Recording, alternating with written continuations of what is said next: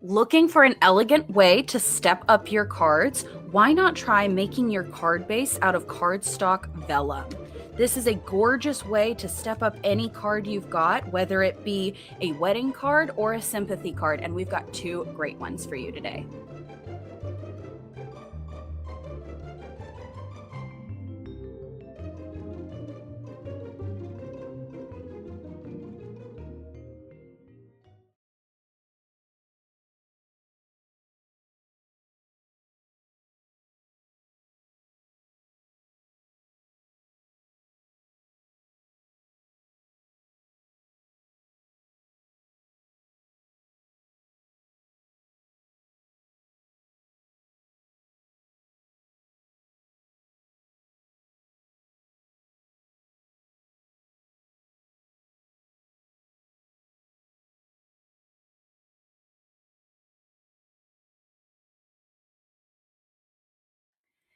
Hello, everyone. Welcome to today's Tuesday tip video. I'm Connie Stewart. And I'm Christina Stewart. As Christina said, we have got these two amazing and oh so elegant cards. So yeah, when you really want to make a card extra special, using Vellum Cardstock is the way to go.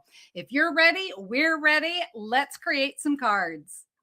Before we get started with the cards, I do want to let you know you don't need to write down any measurements or anything on today's cards because we have it all for you in a free download. Guys, in this download, you're going to have the supply list, the measurements, photos. Right here's a QR code that you can scan or you can click right here. It'll bring you back to the video if you need to see anything again. And if you love any of the supplies you see us use, and I'm sure you will, you can order any of those right here from our online store. There's a quick link. And with that link, you'll see everything that we use. So if you're in the United States, we would love to be your Stampin' Up! Demonstrator. All right, with that, let's see Christina's really beautiful, elegant wedding card. Hi guys, I'll start us off today. This is the card I designed. It's a beautiful wedding card for all of those spring weddings coming up right around the corner. And this card could be beautiful for anything. I'll admit, most of my friends are married at this point, but now they're all getting pregnant. So I think this would make an adorable new baby card. It's just really pretty and elegant, and I think you guys are going to really enjoy how this one comes together. So here is what I am using today. So when I first started designing this card, I knew I wanted to use the delicate framing set because I love the sentiments in this one.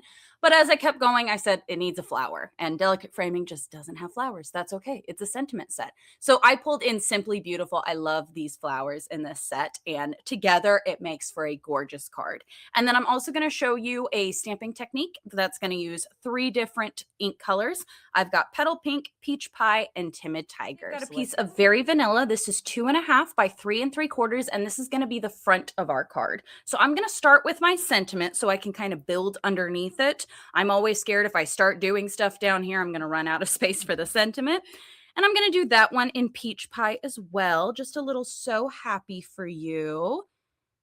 And this card can really be used for anything. It's So Happy for You and big hugs. There is nothing specific in that at all. For a promotion, for a new baby, maybe you just love them and want to say that you're happy they exist and that you want to give them a hug. And that's a great message to send out too. So I'm going to stamp this in 3 different colors. Like I said, I have Petal Pink, Peach Pie, and Timid Tiger. We want to go in order from lightest to darkest so we don't have to clean our stamp in between. And it creates a really beautiful kind of ombre effect to the flowers. That's really pretty. So I'll do one up there, one down here. I'm going to do about 2 of each. So now we'll do Peach Pie. We'll do one there, one here. I love the kind of ombre look. Yeah, it's really pretty. And of course, this being an outline stamp, it does work really well. Yeah. For, building on each other. Absolutely. Oh, that is gorgeous. Yeah, I love how it turns out. Okay, so now we are going to do the inside layer. This is going to hide how we attach the vellum because it is see-through. So you don't want someone to open it and see, oh, look at all that Stampin' Seal you got sitting there. So this just kind of covers it and also adds some zhuzh to the inside of our card. I have cleaned my stamp. This is important because you don't want to go from Timid Tiger to Petal Pink. It will be a bad situation and you will cry.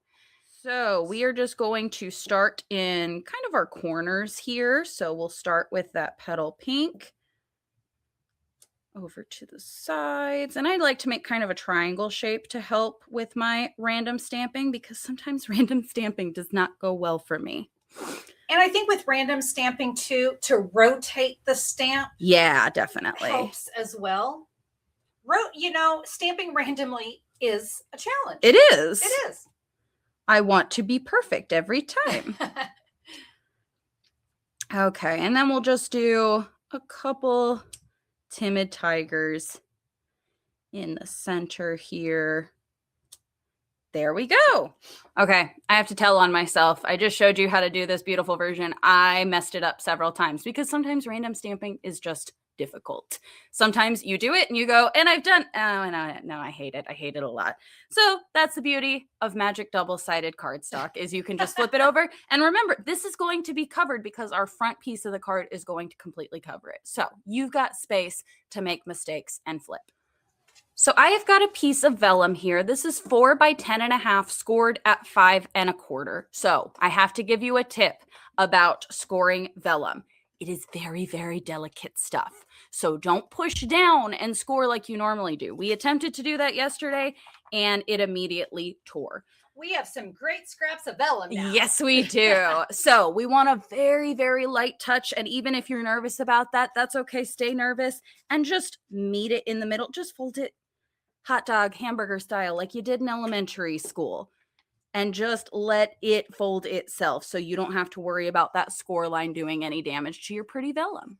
Okie doke, so let's start assembling our card. I'm going to take my front sentiment piece and I'm going to mount it. This is the same size petal pink as the one we stamped on because we need them to match up and cover one another. Mount that on there. And then I've already placed some seal on the back of this. We've got the silicone mat so it doesn't stick, which makes it all come together pretty fast, which I enjoy. And we'll center that on our vellum. Don't press down until you're sure. That's my best tip. Yep. Okay, there we go. And then I'm going to grab that interior piece that I stamped. And I am going to cover my ugliness so no one will ever see it again. So I've got my seal on there. And we're going to match that up with this piece on the front. And there, no one will ever see any of the magic that is making this happen. So now I'm going to grab my interior sentiment and we'll put that centered up here. So I start with this because we have to be careful when working with vellum. You can't just go mounting it on things. You have to think about how it's going to be visible. So now I'm going to go in and make sure I seal only the areas that are covered by the white so that you don't have seal sticking out of the sides of your card and making it not as pretty. And then I'm going to mount this on a piece of petal pink that is 4.5 by, or 4 1/4 by 5 1/2. One of these days I'm going to learn how to read. It's going to be a game changer. Excellent. And then it just needs a little extra zhuzh. So what I have over here is I have got a piece of Bubble Bath faux linen ribbon. Now I know what you're thinking, Christina, Bubble Bath is not in your colors. Exactly. I'm going to make it match. So I am bringing back in my scratch paper and a light peach pie Stampin' Blend. And I am going to make sure you use the side of your marker. You don't want to smush down that brush head. Just use the side and just color. Make it pretty. And now it's going to match our card perfectly. I love being able to create, and like, I love Bubble Bath. Oh, it's a beautiful color. But look how well it looks when you color it with the Stampin' Blend. Absolutely. It's okay, once you have let that dry for a few minutes, you're going to turn it into a bow. And then I'm just going to take a mini glue dot and stick it to the back of my bow. And then just put it right in the corner here. Oh my gosh. And boom, it really does. And that vellum just makes it look so elegant. I love how this one turned out. Don't forget to grab your free download for today's cards. No need to write down any measurements or supplies. We've got it all for you right here. So look down in the description below to download yours today.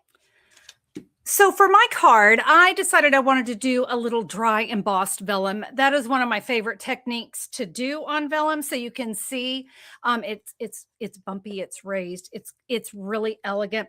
I'm going to create a sympathy card. Again, we were talking about vellum and the best way to use it. You know, it's elegant. It's an elegant look. So it's soft. It yeah, adds a gentle agreed. touch. Yeah. Agreed. So I'm going to start with the vellum, and this is an 8 by 5 1/4. And remember what we learned. If you score it, it can sometimes, if you don't score light enough, it can tear. So really gentle. Okay, it's delicate, so we're going to treat it delicately. So we've got a great score line. I really think I'm just going to recommend that you fold the cardstock and crease it. I'm going to bring in an embossing folder. This is Damask Designs. Damask. And I just kind of lay that out. Now, my pattern, I wanted it to go this way. You know, typically when we emboss things in our machine, we always want the seam to go in. Well, obviously that's not going to happen. So we're going to be going into the machine this way. I'm going to show that to you. So I'm just lining up the image right there at the edge. All right, so this embossing folder is a regular embossing folder, not a 3D. So the sandwich you're going to use to run it through your machine is a little bit different. I have base plate 1.